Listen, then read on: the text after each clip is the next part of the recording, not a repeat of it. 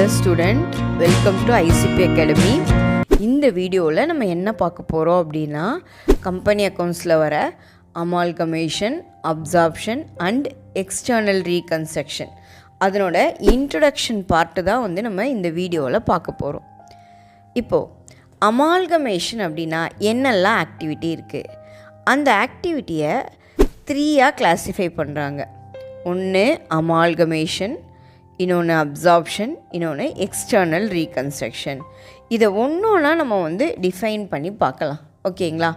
Amalgamation அப்படிங்கிறது, the term amalgamation is used when two or more existing company went into liquidation and new company is formed to take over the business of the other existing company. Amalgamation என்பது 2 or more companies அவங்க லிக்விடேஷனுக்கு போயிட்டு new company form ஆகுது. அந்த new company existing கம்பெனியை என்ன பண்ணுங்குது, எடுத்துக்குது, ஒரு புது கம்பெனியாக அது ஃபார்ம் ஆகுது. இதை தான் நம்ம என்னன்னு சொல்கிறோம், அமால்கமேஷன் அப்படிங்கிறோம். ஒரு எக்ஸாம்பிள் பாருங்களேன். A Limited and B Limited are existing company. A Limited and B Limited are liquidated and new company formed AB Limited. அதாவது A Limitedங்கிறது ஒரு பழைய கம்பெனி, B Limited ஒரு பழைய கம்பெனி, அது ரெண்டுமே லிக்விடேஷனுக்கு போயிட்டு அது மூலமாக புதுசாக ஒரு நியூ கம்பெனி ஃபார்ம் ஆகுது. 2 கம்பெனி இருக்கலாம், இல்லை 3, 4 எது வேணாலும் இருக்கலாம்.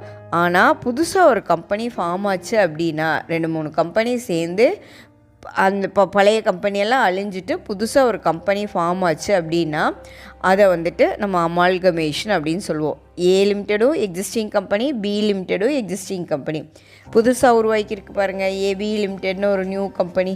இதை தான் நம்ம என்னன்னு சொல்கிறோம், அமால்கமேஷன் அப்படின்னு சொல்கிறோம். Absorption is the process in which the one leading company takes control over the weaker company. In other words, when one or more existing company goes into liquidation and some existing company take over its business. ஒரு 2 company இருக்குது, அந்த 2 கம்பெனியில் ஒரு stronger company இருக்குது, இன்னொன்று weaker company இருக்குதுன்னு வச்சுக்கோங்களேன்.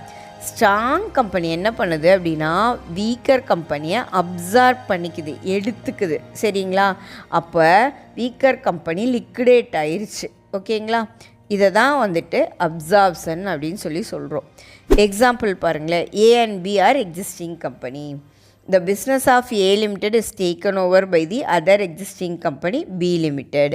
A Limitedங்கிறது ஒரு எக்ஸிஸ்டிங் கம்பெனி, B Limitedங்கிறது ஒரு ஸ்ட்ராங் கம்பெனின்னு வச்சுக்கோங்களேன். இப்போ B Limited A Limitedை டேக் ஓவர் பண்ணிக்குது. சரிங்களா? A Limitedை டேக் ஓவர் பண்ணிக்குது. இதை தான் நம்ம என்னன்னு சொல்லுவோம், அப்சார்ப்ஷன் அப்படின்னு சொல்கிறோம். Next, external reconstruction. The term external reconstruction is used when one existing company goes into liquidation and a new company is formed to take over its business. ஏற்கனவே இருக்கிற கம்பெனி ஒரு நல்ல இமேஜ் இல்லை, சரிங்களா, நல்ல சவுண்டு, அதாவது ப்ராஃபிட்டே வரல, அந்த கம்பெனிக்கு பப்ளிக் கிட்ட ஒரு குட்வில் இல்லை, ஸோ அது ஒரு வீக்காக இருக்குது. ஸோ அந்த கம்பெனியை லிக்விடேட் பண்ணிவிட்டு புது கம்பெனி புது பேரில் சேஞ்ச் பண்ணுறாங்க. சரிங்களா? இதை தான் என்ன சொல்கிறாங்க, எக்ஸ்டர்னல் ரீகன்ஸ்ட்ரக்ஷன் அப்படிங்கிறாங்க. எக்ஸாம்பிள் பார்க்கலாம். A Limited is liquidated and a new company X Limited is formed to take over the business of A Limited. A Limitedங்கிறது existing company, X limited A லிமிட்டடையே சேஞ்ச் பண்ணுறாங்க, பழைய எக்ஸிஸ்டிங் கம்பெனியை புது கம்பெனியாக மாற்றுறாங்க, எக்ஸ் லிமிட்டட்னு பேர் வைக்கிறாங்கன்னு வச்சுக்கோங்களேன். அப்படியே இருக்குது, நல்ல இமேஜ் பப்ளிக் கிட்ட இல்லை. ஸோ புது கம்பெனியாக அது உருவாகுது, வேறு நேம் மட்டும்தான் சேஞ்ச் பண்ணுறாங்க, மாடிஃபை பண்ணுறாங்க. இந்த 3 ஆக்டிவிட்டி புரிஞ்சிச்சுங்களா? நெக்ஸ்ட்டு, ட்ரீட்மெண்ட் சேமாக தான் இருக்கும், ப்ராப்ளம் பார்க்கும்போது உங்களுக்கு இன்னும் கொஞ்சம் பெட்டராக புரியும். Next, purchase consideration. Purchase consideration refer to the consideration payable by the transferee company to the transferor company for taking over the assets and liabilities of the company.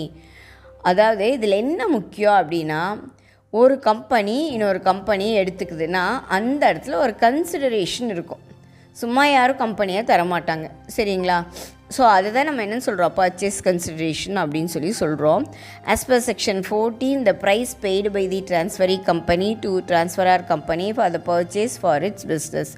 transferee company transferor கம்பெனிக்கு பே பண்ணுறது தான் purchase consideration section 14 படி. சரிங்களா? Next problem போடும்போது டிரான்ஸ்ஃபரர் company, டிரான்ஸ்ஃபரி company இது எல்லாத்தையும் நம்ம பார்க்கலாம். டிரான்ஸ்ஃபரர் அப்படின்னா வெண்டார் கம்பெனி. பிஸ்னஸை யார் சேல் பண்ணுறாங்களோ அவங்க தான் டிரான்ஸ்ஃபரர் கம்பெனி. அவங்கள வெண்டார் கம்பெனின்னு சொல்லுவாங்க, செல்லர், ஓல்டு கம்பெனி இப்படி வேணாலும் வச்சுக்கலாம். ஆனால் கொஷினில் எப்படி கேட்பாங்கன்னா டிரான்ஸ்ஃபரர் கம்பெனிங்கிற வார்த்தை இருக்கும், வெண்டார் கம்பெனிங்கிற வார்த்தை இருக்கும், செல்லர், ஓல்டு கம்பெனிங்கிற வேர்டெல்லாம் இருக்காது. டிரான்ஸ்ஃபரி கம்பெனி அப்படின்னா ஒரு price paid by the transferor company to the transferor company, இவங்களுக்கு என்ன கொடுத்து பிஸ்னஸை வாங்குகிறாங்க. Purchase company, buyer company, new company, இதை தான் நம்ம என்னன்னு சொல்கிறோம், டிரான்ஸ்ஃபரி கம்பெனி அப்படின்னு சொல்லி நம்ம சொல்கிறோம். Method of calculating purchase consideration, இதில் 4 மெத்தட் இருக்குதுங்க. அதாவது என்னென்னா, என்ன விலை கொடுத்து எதை பேஸ் பண்ணி நம்ம கம்பெனியை வாங்க போகிறோம். ஒன்று வந்து லம்சம் மெத்தட் அப்படிங்கிறது, ஒட்டுக்கா காசு கொடுக்குறது.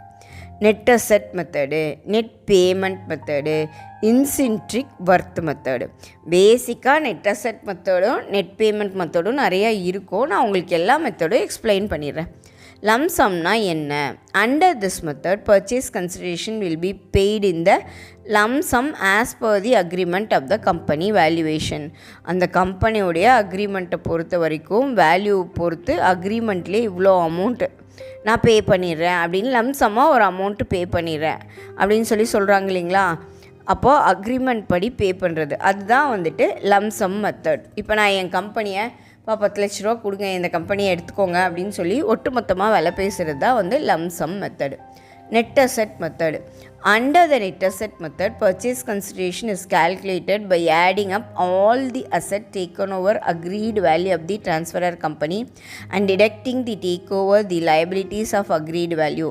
If agreed value is not mentioned, the value appearing in the books of transferor company should be taken into consideration. All fictitious assets should be ignored.